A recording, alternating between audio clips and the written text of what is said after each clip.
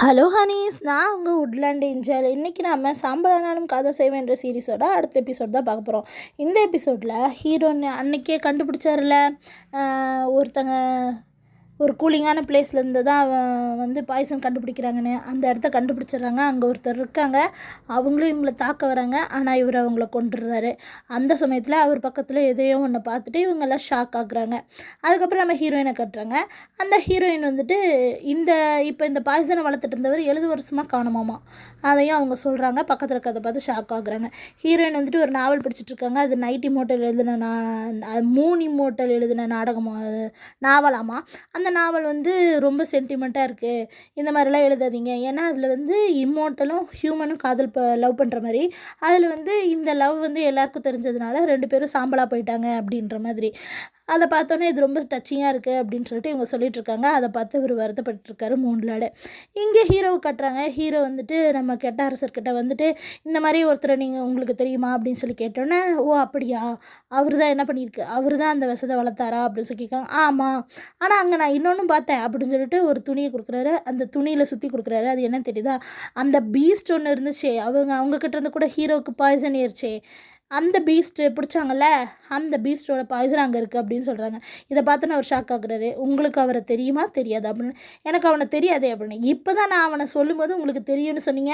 70,000 வருஷமாக காணாமல் போனவன் கையில் இப்போ புதுசாக வந்த பீஸ்ட்டோட முள்ளை எப்படி போச்சு அப்படின்னோடனே, அது எனக்கு தெரியாது அப்படின்னோடனே, சரி நான் இதெல்லாம் ஹெவன்லி பேலஸில் சொல்லிடுறேன், அதுக்கப்புறம் நான் வந்து உங்களை பார்க்குறேன் அப்படின்னு சொல்லிட்டு அவர் வெளியே வந்துடுறாரு.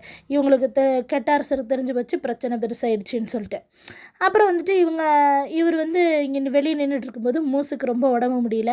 ஹீரோ வெளியே நிற்கிறாரு. மூஸுக்கு ரொம்ப உடம்பு முடியலன்னா பிரின்சஸ் வந்து சொல்கிறாங்க.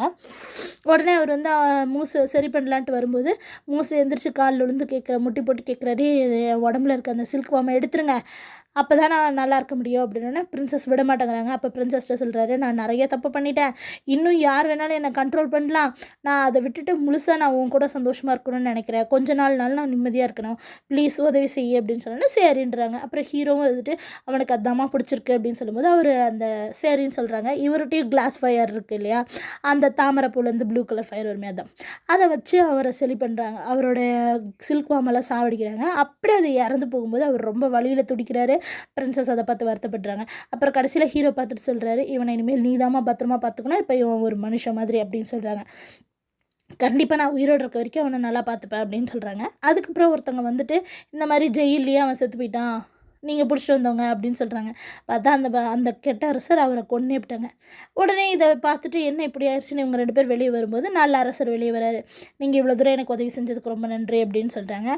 உடனே ஹீரோ வந்துட்டு இது என் கடமை, அவங்க சொல்லியிருக்காங்க நான் உங்களை காப்பாற்றணும் அப்படின்னு இவங்க பேசிகிட்டு இருக்கும்போதே அசிஸ்டண்ட் வந்து உங்களை மேலே அப்பா கூப்பிட்றாரு அப்படின்னு சொல்லிடுறாங்க. ஏன் இன்னும் இன்வெஸ்டிகேஷனே முடியல, கூப்பிட்றாங்க, எனக்கு தெரியாது, அங்கே வந்து கேளுங்க அப்படின்ட்டாங்க. அப்போ வந்து இவங்கெல்லாம் போகிறேன்னு சொல்லும்போது ஏதாவது பிரச்சனைனா எனக்கு கூப்பிடுங்க அப்படின்னு சொல்லிட்டு ஹீரோ போகும்போது பிரின்சஸோட அந்த நல்ல கிங்கும் பேசிக்கிறாங்க. இவர் தான் நல்லவர், இவர் வந்து உலகத்துக்கும் என்ன 6 ரிலீம்ஸ்லேயும் யாருக்காவது எதாவது பிரச்சனை வந்தால் என்ன பண்ணுறதுன்ட்டு நல்லதாக யோசிக்கிறாரு, எல்லாரையும் வந்து பொருட்டாக மதிக்கிறாரு. ஆனால் இதே வந்து நைட் இமோர்ட்டல் அப்படி இருப்பாரான்னு தெரியல அப்படின்னா, ஏன் அப்படி சொல்கிறீங்கன்னா, அடுத்ததான் அவருக்கு போட்டி இவன் தான் வருவான்னு நான் நினைக்கிறேன், ஏன்னா ஒரு சில பொசிஷன்ஸ்லாம் அவன்கிட்ட இருக்குது அப்படின்னு அவர் சொல்லிட்டுருக்காரு. அவர் சீக்கிரமாக கண்டுபிடிச்சிட்டாருப்பா. அப்புறம் பார்த்தீங்கன்னா இங்கே கிங்கை கட்டுறாங்க. நீ மற்றதெல்லாம் பார்த்தது போதும், ஃபஸ்ட்டு நம்மளதில் நடக்கிறத பாரு அப்படின்னு சொல்லிடுறாரு. ஏன் இப்படி பண்ணுறீங்கன்னா, அதை உடுப்பா, இதுதான் நம்மளுக்கு முக்கியம் அப்படின்னு சொல்லிடுறாரு. உடனே இவங்க பொசிஷனை திரும்ப கொடுக்குறேன்னு சொல்கிறாரு. இங்கே இந்த நைட் லார்டு வந்துட்டு, இந்த டீமன் லார்டு வந்துட்டு அதை பற்றி இப்போ கெட்ட அரசர் இருக்கார்ல, அவர் வந்துட்டு இந்த இன்ஃபர்மேஷன் எல்லாம் வந்து அவங்க அசிஸ்டன்ட் வந்து சொல்கிறான், இந்த மாதிரி எல்லா படையும் அவர் பக்கம் போயிடுச்சு அப்படின்னு சொல்லிட்டு. அவன் ஷாக் ஆகுறான். இங்கே செகண்ட் லீடர் ஹீரோவை காட்டுறாங்க. அங்கே அவங்க அசிஸ்டண்ட் வந்து சொல்கிறாங்க, உங்களை வந்து அரசர் கூப்பிட்றாங்க, ரொம்ப தான் பண்ணுறாங்க அப்படின்ற மாதிரி சொல்கிறாங்க, ரொம்ப இன்வெஸ்டிகேஷன் பண்ணுறாங்க, எனக்கு ரொம்ப கோபமாக வருது அப்படின்னா, இது அரசரோட கடமை தான்மா, பரவாயில்ல, அதெல்லாம் ஒன்றும் பெரிய விஷயம் இல்லை, நீ இதை பெருசாக எடுத்துக்காத, சின்ன பார்த்துக்கிறேன் அப்படின்னு சொல்லிட்டு அரசரை பார்க்க போகும்போது அரசர் வந்து சொல்கிறாரு, நான் திரும்ப எல்லாத்தையும் அவனுக்கே கொடுக்கலான்ட்டுக்கிறேன், உனக்கு எதாவது பிரச்சனையானா இவர் அப்படியே தாராள பிரபு, ஒன்றும் பிரச்சனை இல்லைங்க, நீங்கள் எதை வேணாலும் அவர்கிட்டே கொடுங்க, உன்னை வந்து யாரும் மதிக்கிறது இல்லைன்னு கேள்விப்பட்டேனே அப்படின்னா, பரவாயில்ல, ஆமாம் இத்தனை வருஷம் அவன் தானே எல்லோரும் வெளில நடத்தினா, அதனால் அவன்கிட்டே கொடுங்க அப்படின்னு சொல்லிட்டு இவர் போகவும் எதிர்லேயே அந்த அசிஸ்டண்ட்டோட அப்பா வராரு, அதாவது ஜென்ரல்ஸ்க்கெல்லாம் லீடர் அவர் வராரு. உடனே இவர் பார்த்துட்டே போகிறாரு. இவர் வந்துட்டு சொல்லுங்கள் அரசரே அப்படின்னு சொல்கிறதோட இந்த பக்கம் முடிச்சிடுறாங்க. நம்ம ஹீரோ வந்து ஃப்ளாரா வேர்ல்டுக்கு போயிருக்காங்க ஹீரோயினை பார்க்க. ஆனால் ஹீரோயின் பார்க்க மாட்டேன்னு சொல்லிடுறாங்க. அப்போ வந்து ஹீரோவும் எதுவும் சொல்லாமல் திரும்பி வந்துடுறாரு. அப்போ ஹீரோயின் வந்து காட்டுறாங்க. ஹீரோயின் அவங்க அம்மாவோட அவங்க எல்லாரும் இறந்துட்டாங்கல்ல, அந்த நேம் பேர்டுக்கு பக்கத்தில் உட்காந்துருக்காங்க. அப்போ வந்து அவங்க அப்பாவோட இருந்த ஞாபகங்கள்லாம் வருது. அவர் இறந்ததுக்கப்புறம் ஹீரோவை திட்டினதெல்லாம் ஞாபகம் வருது. இப்படியே 3 வருஷம் போயிடுது. 3 வருஷத்துக்கு அப்புறம் நான் உங்களுடைய சாவுக்கு வந்து நான் வந்து பழி தீர்ப்பேன் அப்படின்னு அவங்க சொல்லிக்கிட்டு இருக்காங்க. அதே இங்கே காட்டுறாங்க. நம்மளோட கேரட் ஃபேரியும் நம்மளுடைய ஃப்ரெண்டு நம்மளுடைய ஹீரோயினோட ஃப்ரெண்ட் இருக்காங்களே, அவங்களுக்கு வந்து ஹீரோயினோட ஃப்ரெண்டுக்கு என்ன கொடுத்துருப்பாங்கன்னா ஒரு பைனாக்குலர் கொடுத்துருக்காங்க. அதை வச்சு யாருக்கோ கல்யாணம் ஆகிறத இவங்க இங்கேருந்து பார்த்துக்கிட்டு இருக்காங்க. அப்படி பார்க்கும்போது எப்படியோ காதலர்கள் சேர்ந்துட்டாங்க அப்படின்னு அவங்க கேரட் ஃபேரி சொல்கிறாரு. உடனே அவங்க ஃப்ரெண்டு சொல்கிறாங்க, ஆமாம் ஜிம்மினுக்கு கூட கல்யாணம் ஆக போகுது அப்படின்னு நம்ம ஹீரோயினை சொல்கிறாங்க. அப்படியே நம்ம ஹீரோயினையும் செகண்ட் ஹீரோவையும் காட்டுறாங்க. அவங்க அங்கே உட்காந்து செஸ் விளையாண்டுட்ருக்காங்க.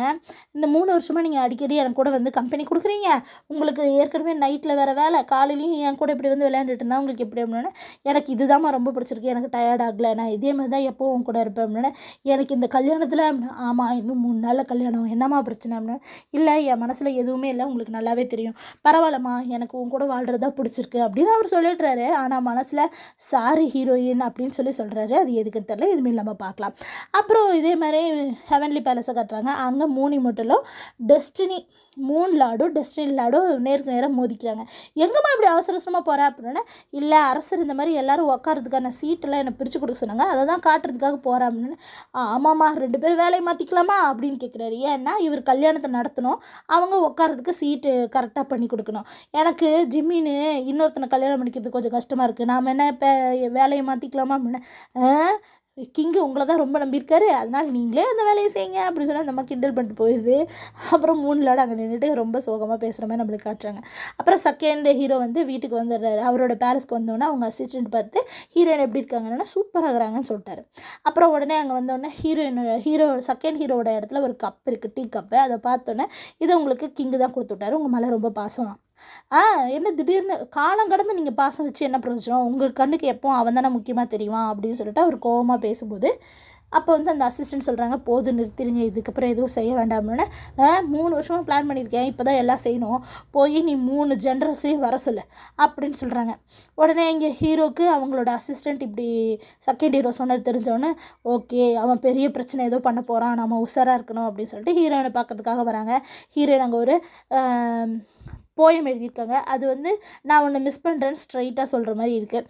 அதை பார்த்துட்டு நல்லா எழுதியிருக்கேன் அப்படின்னா, ஓ நல்லா இருக்கா அப்படின்னா இந்த பேப்பர் தானே கேட்குறீங்க, இல்லைம்மா அவனோட போயம் நல்லா இருக்குது அப்படின்னா, இங்கே பாருங்கள் இந்த மாதிரியெல்லாம் பேசாதீங்க அப்படின்னா, நீ அவனை மட்டும் கல்யாணம் பண்ணிக்காதம்மா அப்படின்னு சொல்லிட்டு ஹீரோ வந்து ஹீரோயின்ட்ட சொல்லணும்னா, இல்லை நான் திரும்ப இந்த கல்யாணத்தை நிறுத்தினேன்னா திரும்ப உங்களுக்கு தான் பனிஷ்மெண்ட் கொடுப்பாங்க, எனக்கு அதில் விருப்பம் இல்லை, அதனால் நான் இந்த கல்யாணத்தை பண்ணிக்குவேன், இதில் தான் எல்லாேருக்கும் விருப்பம், எங்கள் அப்பாவோட கடைசி ஆசை இதுதான் அப்படின்னோடனே இவர் ரொம்ப வருத்தப்படுறாரு. அப்போ ஹீரோயின் அவங்களோட முடியை வெட்டி ஹீரோ கையில் கொடுத்து, இதுதான் நம்மளோட மியூச்சுவலான ஒரு பொருள், இதை வேணால் நீங்கள் கையிலே வச்சுருங்க அப்படின்னு சொல்கிறாங்க.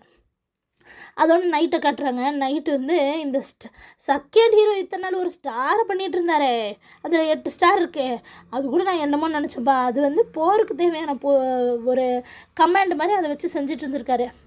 அதே மாதிரி ஹீரோக்கு முன்னாடியும் ஒரு சக்கரம் இருக்குது, அதுலேயும் 8 இது இருக்க மாதிரி காமிக்கிறாங்க, 8 ஸ்ட்ரைக் இருக்க மாதிரி காட்டுறாங்க. இவர் வந்து ஆள் வச்சு வாசிக்கிறாரு, இவங்க வந்து மேஜிக் செய்கிறாங்க. அப்படி 2 பேரும் போட்டி போட்டுட்டு அப்படியே செஞ்சுட்டு இருக்கும்போது அந்த ஸ்டார்ஸ் எல்லாம் கலர் ரெட் கலரும் ப்ளூ கலரும் மாறி மாறி காட்டுறாங்க. ப்ளூ கலர் வந்து செகண்ட் ஹீரோது, ரெட் கலர் வந்து நம்ம ஹீரோது. இதே மாதிரி வந்து வேகமாக இவர் அந்த யாழை வாசிக்கும் போது, அந்த மியூசிக் இன்ஸ்ட்ருமெண்ட்டோட பேர் யாழ், அதை வாசிக்கும் போது அது எல்லாமே ரெட்டாக மாறிடுது. உடனே இவரோட ஸ்ட்ரிங்கும் வந்து உடஞ்சி போயிடுது.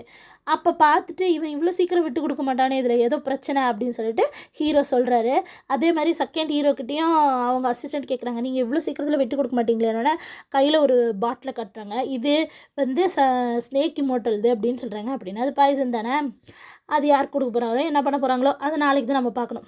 அப்புறம் பார்த்திங்கன்னா இங்கே ஹீரோ வந்து செகண்ட் ஹீரோட இடத்துக்கு வந்து ட்ரிங்க்ஸ் சாப்பிட்றாரு. அப்போ அதை பார்த்துட்டு வந்து செகண்ட் ஹீரோ அங்கே வந்து உட்காரும்போது அவர் சொல்கிறாரு, நான் முதல்ல ட்ரிங்க்ஸ் சாப்பிட்டது உன் கூட தான் அப்படின்னோடனே, உனக்கு இதெல்லாம் நல்ல ஞாபகம்ப்பா, எனக்கெல்லாம் அது நைட் மேரு அப்படின்னு சொல்கிறாங்க. அப்படியே நம்மளுக்கு அந்த சின்ன வயசில் நடந்ததை காட்டுறாங்க. இவங்க 2 பேரும் ஓடி பிடிச்சி விளையாண்டதையும் அவங்க சரக்கடிச்சதையும் அதை பார்த்தோன்னே இவர் நைட் மேருன்னு சொன்னோன்னே அவருக்கு ஒரே கஷ்டமாக இருக்குது. இதோட இந்த எபிசோட் முடியுது. அடுத்தடுத்த எபிசோடில் என்ன நடக்குதுன்னு பார்க்குறதுக்கு நீங்கள் என் சேனலை சப்ஸ்கிரைப் பண்ணுங்கள். தேங்க்யூ.